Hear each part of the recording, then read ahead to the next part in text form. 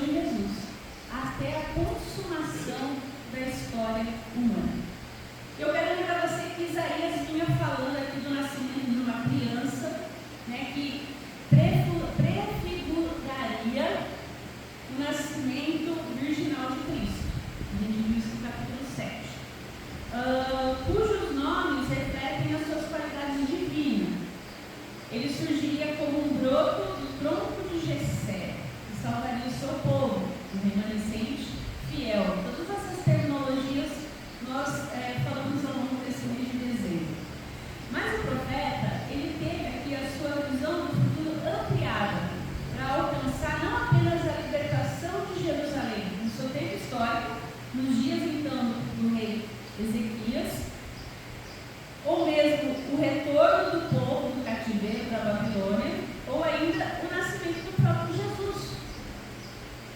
E de fato, Isaías, ele descreve o próprio fim dos tempos, colocando isso em primeiro plano. E a gente vai vendo o profeta falar sobre todo o plano e o propósito de Deus na história humana, na história de salvação.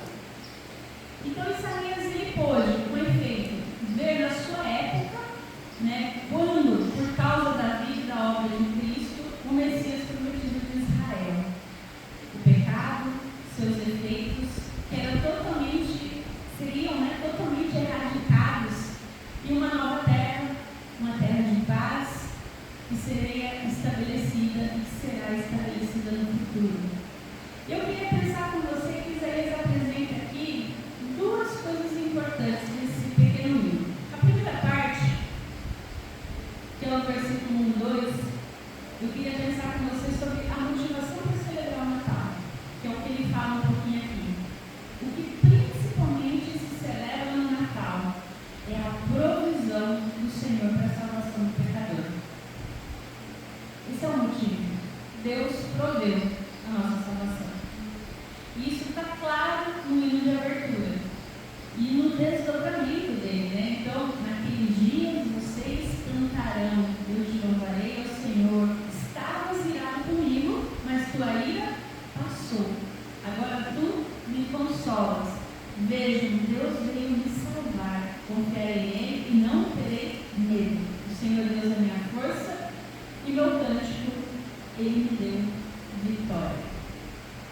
Vamos lá, essa é a clássica, Deus estava irado com os pecadores.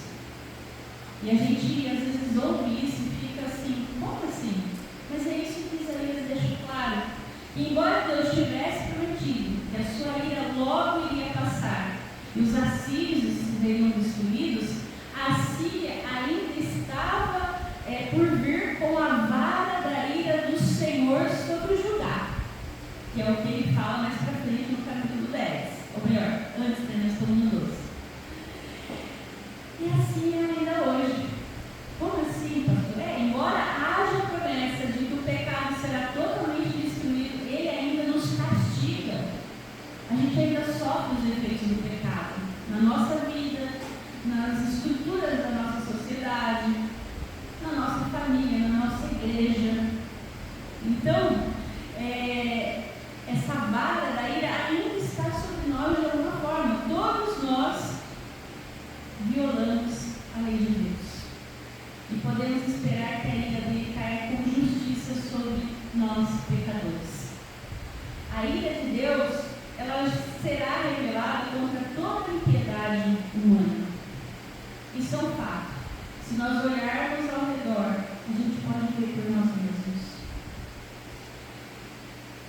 Olha para si.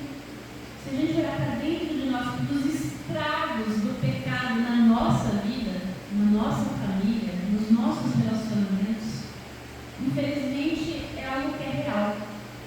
E a natureza santa de Deus abalou até mesmo o justo profeta Isaías. Lembra de Isaías capítulo 6? Que a gente sempre usa para falar de liturgia, Isaías chega diante do Senhor e fala: eu tenho os lábios impuros, eu habito no meio de um povo impuro. E o que Deus faz com ele? Purifica ele. Então vai lá, toca os seus lábios, é um símbolo então de purificação por meio do sacrifício oferecido no lugar do altar do Senhor. E assim também outros pecadores, como Isaías, podem experimentar o perdão de Deus. Embora Deus esteja irado, a sua ira é desviada. A ira justa de Deus é contra o pecado, não contra a sua criação. É contra a nossa rebelião de escolher viver sem Ele. Nós fizemos essa escolha como seres humanos. E a resposta está na provisão de alguém que permanece no lugar do pecador, que se encarna e toma sobre si o castigo que todo pecador merece, por escolher viver longe de Deus. Então Deus, mesmo através então, do tronco de Jessé, da linhagem de Davi, providencia o sacrifício substituto em favor dos pecadores.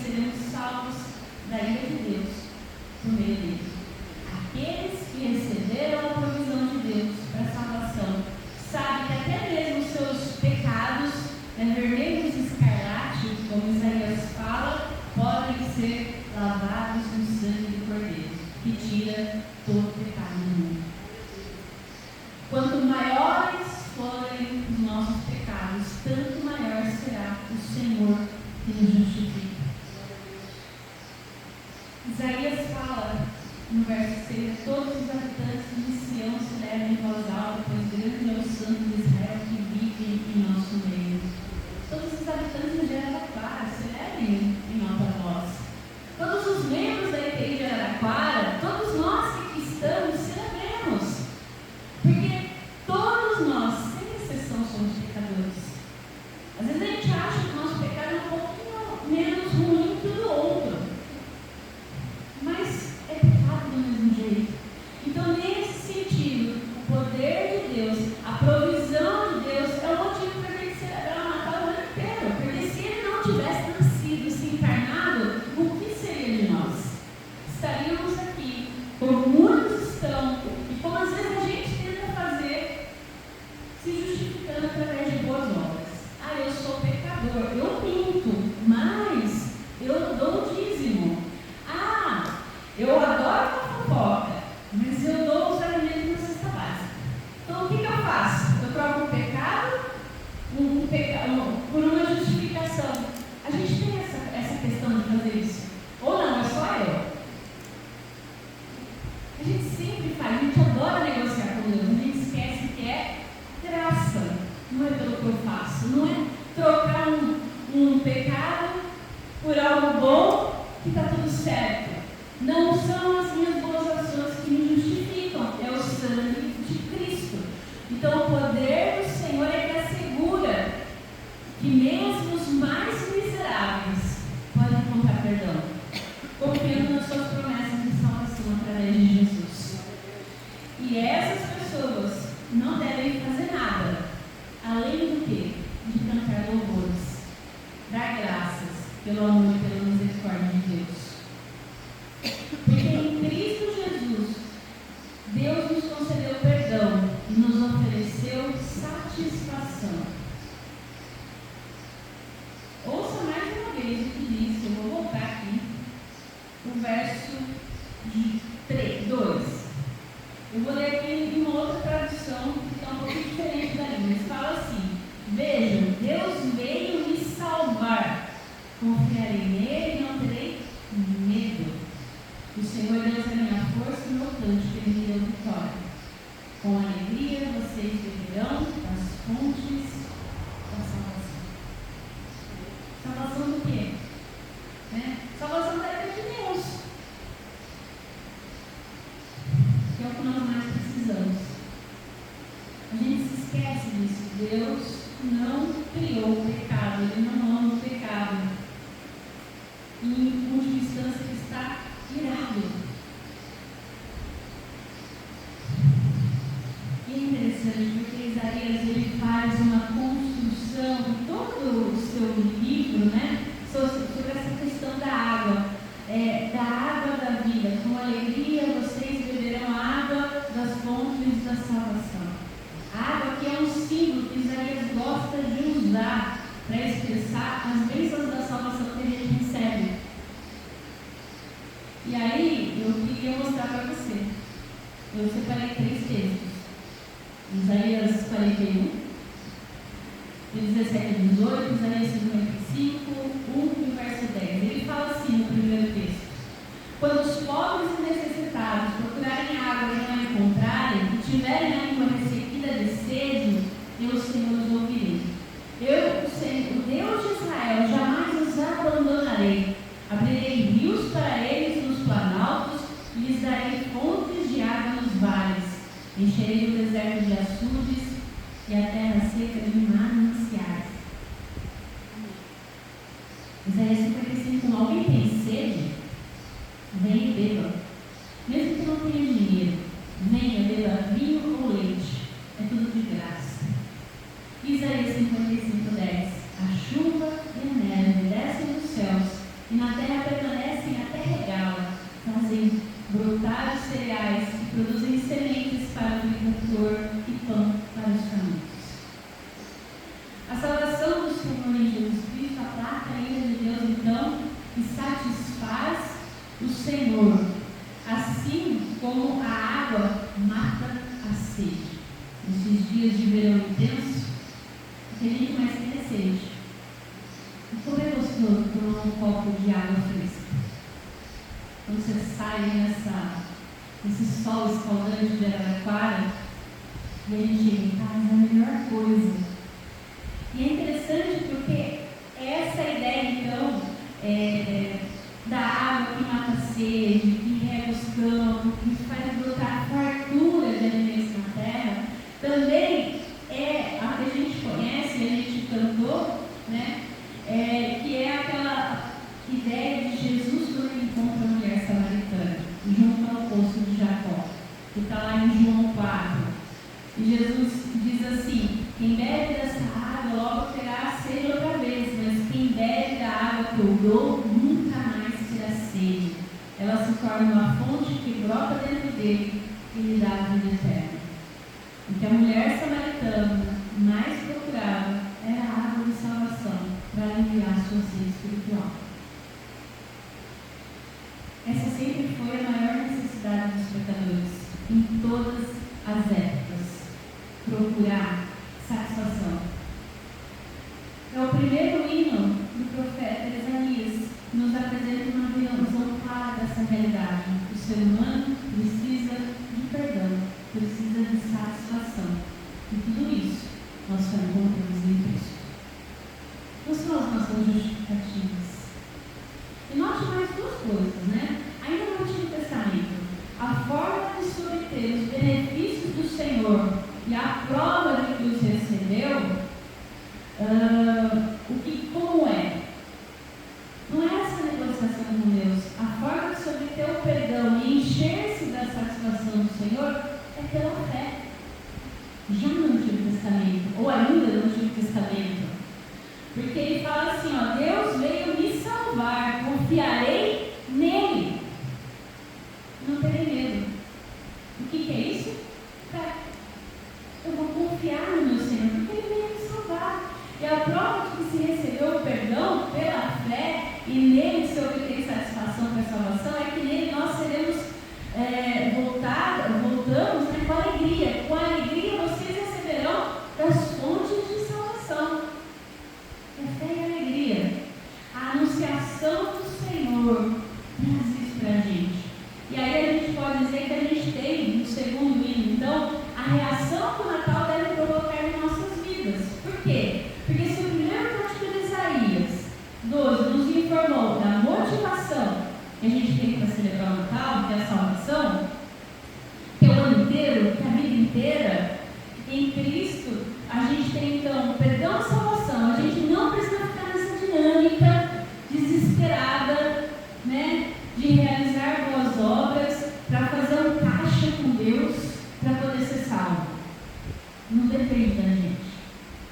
O nosso Deus, ele é tão maravilhoso, como diria o Rubem Alves, ele não soma crédito e nem descrédito. Ou seja, não é pelo que a gente faz que ele tira ou que ele aumenta, é pelo que ele fez. E pelo que ele fez, nós estamos salvos. Basta apenas o quê? Crer e confiar. Né? Confiar que Deus vai fazer o que ele disse que ele vai fazer. Isso é simples. E às vezes a gente fica tão preso em apontar pecados, em falar sobre pecados, desde que isso seja para a sua transformação. A gente vai ver isso um pouquinho mais para frente. Ok. Mas se for só para você se achar melhor que os outros, para se justificar, não tem embasamento na palavra do Senhor. Então vamos lá. Ele falou da motivação. Agora, no segundo cântico, ele vai nos revelar a reação que o Natal, a vida e a obra do Salvador deve ter em nós. Ela deve nos provocar adoração, proclamação e exaltação do nome do Senhor. Se você ler esse texto com mais profundidade, você pode ver que ele fala o quê? Quando uma pessoa bebe das fontes da salvação, no verso 3. E para isso mesmo, né, dia após dia, ano após ano, culto após culto, a gente vê o quê? Beber da água da salvação. A gente vê ouvir o quê? A palavra. E uma vez que a gente bebe de Jesus Cristo, mais se espera o quê? Que nós o adoremos. Quanto mais você busca Deus, quanto mais você bebe na fonte do Senhor, mais a sua vida deve ser o quê? De adoração. Porque você conhece um Deus tão maravilhoso que satisfaz a sua sede espiritual, as suas necessidades. E você o quê? Adora esse Deus. Você não tem tempo para outra coisa. Você quer adorá-lo. A anunciação do nome do Senhor, seja aqui então pela adoração, pela proclamação da exaltação, visa o quê? Alcançar o perdido. Apresentar quem não tem Jesus quem Ele é. É aquele que traz salvação. Um adorador forma outro adorador. E o que Deus procura? Aqueles que o adorem de espírito e em verdade. Isso é para a gente pensar, então, na nossa vida, na nossa celebração. As nossas começam agora, né? Até dia 31, aquela coisa de pensar quais serão as minhas metas, o que eu vou traçar, né? No ano passado a gente falou sobre as regras de vida. Então é muito importante pensar que direções eu quero para esse ano se inicie. Que fontes eu ando bebendo? Elas têm gerado no meu coração adoração a Deus, louvor, exaltação. O Natal ele deve ser celebrado sempre. Não é só os enfeites que ficam na casa pegando poeira o ano inteiro. Porque às vezes a gente também faz isso. A gente vem no domingo, adora a Deus, e aí fica durante a semana pegando poeira. A gente não ora, não louva a Deus, não busca a palavra. O fato é que celebramos o Natal anunciando a Jesus, adorando Ele, proclamando Ele, exaltando Ele entre os povos e da sua família, entre os seus colegas de trabalho, todos os dias, sem pegar poeira. Mas tem um problema. Estava ficando muito fácil, né?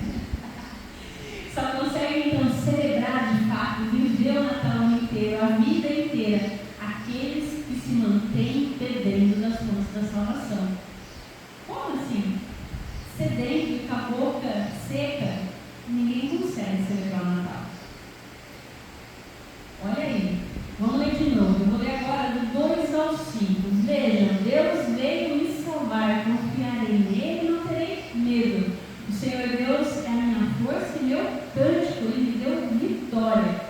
Com alegria vocês beberão das fontes da salvação. Naquele dia cantarão: deem graças ao Senhor, louvem seu nome, cantem aos povos o que Ele fez, anunciem que o Senhor é magnífico. Cantem ao Senhor, pois Ele tem feito maravilhas. Torne seu louvor conhecido em todo o mundo. Esse é um texto sobre perseverança e a celebração dos crentes centrados em Deus. Outra maneira de dizer isso é apontar que o texto é sobre como o crente pode sobreviver e prosperar quando ele ou ela é chamado. É detalhe, todos são chamados para dar e dar e dar em si mesmo. O texto é sobre o que nós crentes somos chamados a celebrar.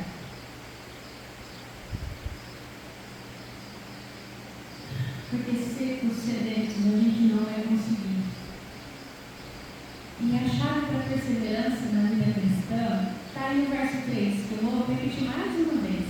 Com alegria vocês beberão das fontes da salvação. Sem dúvida, um dos maiores inimigos da celebração, da proclamação, da gratidão, da anunciação é o ressecamento do crente. E como tem crente ressecado? E se os crentes secam, muita gente vai ficar com sede. Muita gente. Então, talvez a nossa prioridade para esse ano que se inicia seja o quê? Beber água no poço da salvação. Para a gente não viver uma vida cristã seca.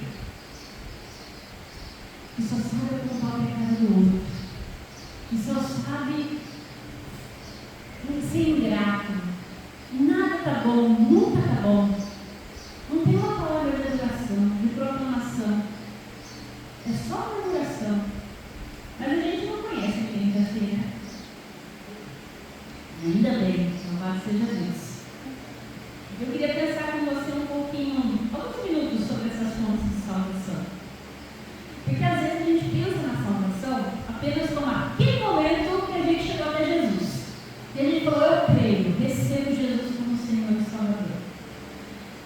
aí Deus toma sobre si nossos pecados. Não é errado pensar assim, tá? Paulo diz: vocês são salvos pela graça. É passado.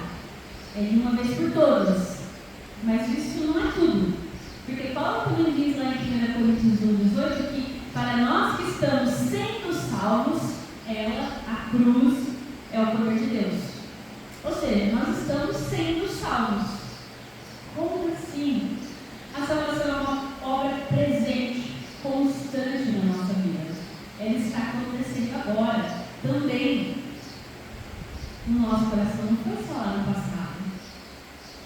No momento que você vai na igreja, você tem Jesus, eu vou. A Bíblia diz também em Romanos 13, que a salvação está mais próxima agora do que quando temos no início. Em outras palavras, a salvação ainda está no futuro. Agora a gente vai dar um bug temporal, né? Para quem gosta das séries lá de vai e volta no tempo. Mas o fato é que a salvação é passado, nós fomos salvos, é um processo presente, nós estamos sendo salvos, e é uma realidade futura. Está mais próxima agora do que quando cremos inicialmente. É muito importante que se entenda essa ideia das fontes da salvação. Por quê? Porque se nós não compreendermos, se nós não discernirmos, porque fontes está no plural, a gente pode achar que existem várias fontes de salvação. E não é isso. Tá? Que de fato não é, porque só Cristo é a fonte, só Ele é o caminho. A palavra aqui em Isaías, ela está no plural, né? Vocês beberão das fontes da salvação, não da fonte da salvação. Porque se você estiver atravessando um deserto, ou passando por um deserto, não será bom, nem agradável, que no caminho exista apenas um poço, apenas um lugar onde você possa encontrar água. A ideia aqui é o quê? A água é Jesus. E essa água, ela está em várias fontes. Tá? Como assim?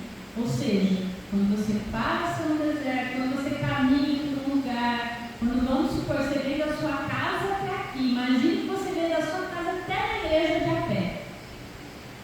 E aí você imagina a distância que você está caminhando. Esse solzinho básico.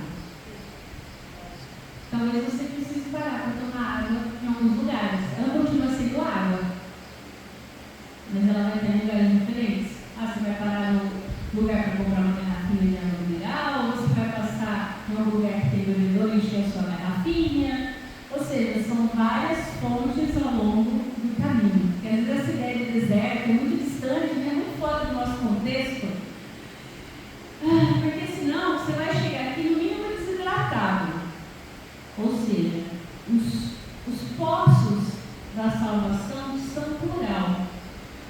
As fontes são plurais, pois elas são tantas quantas nós precisarmos nos nossos dias, nos nossos momentos. E elas estão localizadas em vários lugares.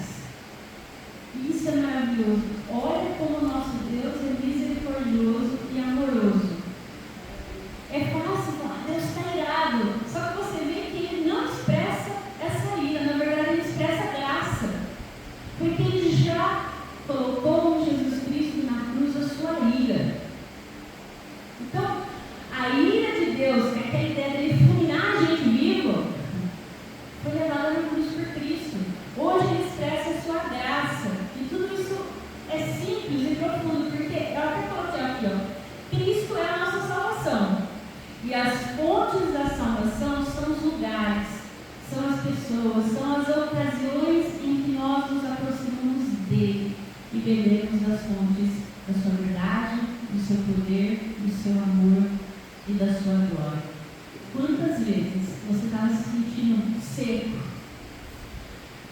sem força, e Deus providenciou pessoas, Deus providenciou lugares para onde você pudesse realmente ser o quê? Preenchido novamente, ser hidratado, ser estabelecido. Às vezes é um sermão, às vezes é uma conversa, às vezes é um café, às vezes é uma oração, às vezes é alguém te dando ânimo, e às vezes é você abrindo sua Bíblia, ficando de joelho orando em casa. Todas essas situações, essas pessoas são as fontes, mas a água da salvação é uma só, é Cristo.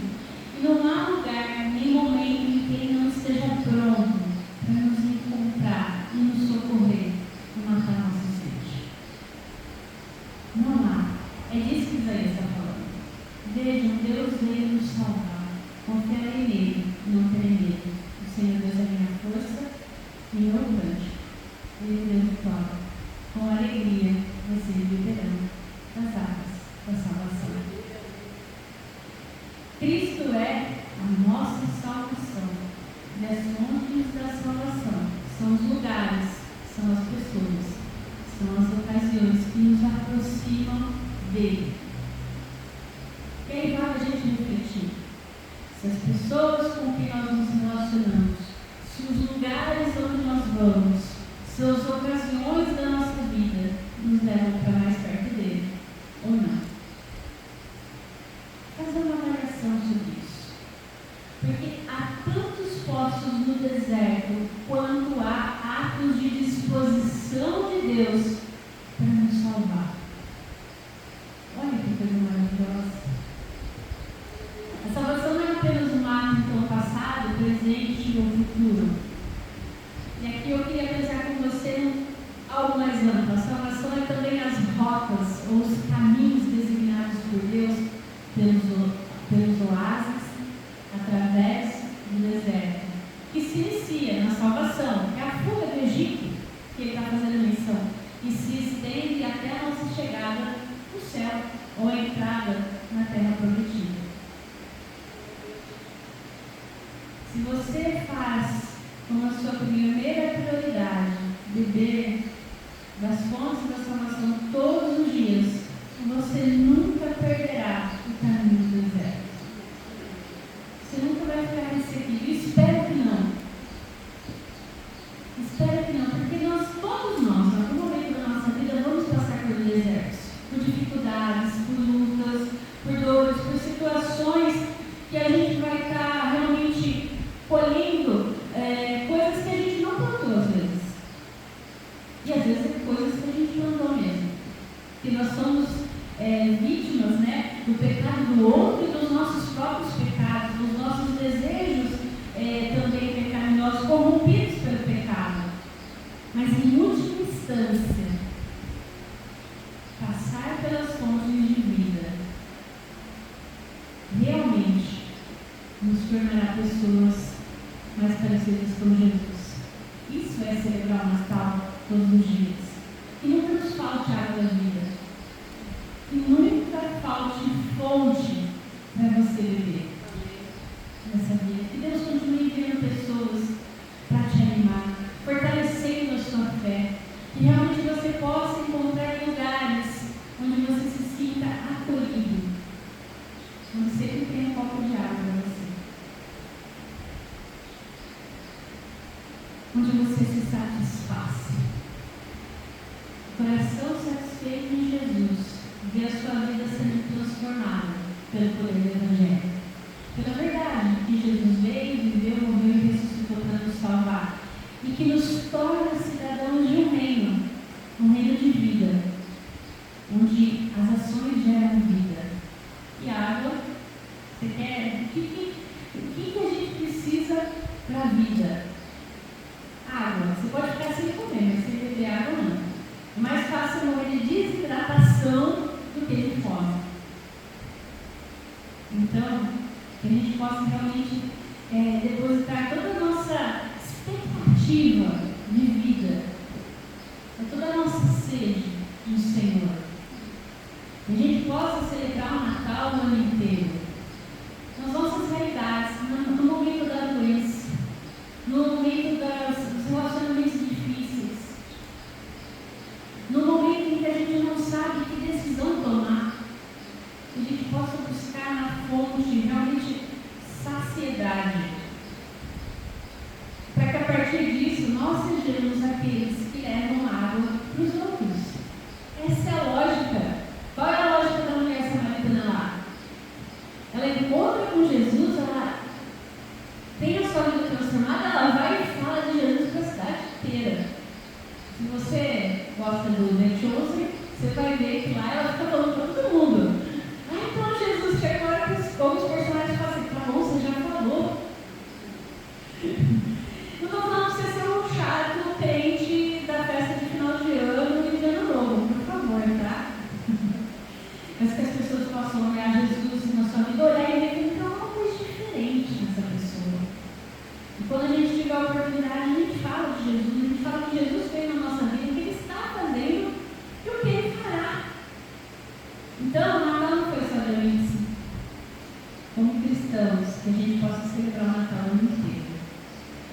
Beba das fontes da salvação que Deus coloca na sua vida. Busque Jesus todo o tempo. Encontre com Ele na palavra. Abra mais sua Bíblia esse ano. Esse ano nós não fizemos um desafio 4x4, mas em 2026 nós faremos. A ideia é o quê? Vamos ler a nossa Bíblia, vamos buscar o Senhor, vamos falar com Deus em oração. Se você ainda não participa da torre de oração do presbitério, participe. É você reservar 1 hora, uma vez por semana, para orar ao Senhor. Aprenda também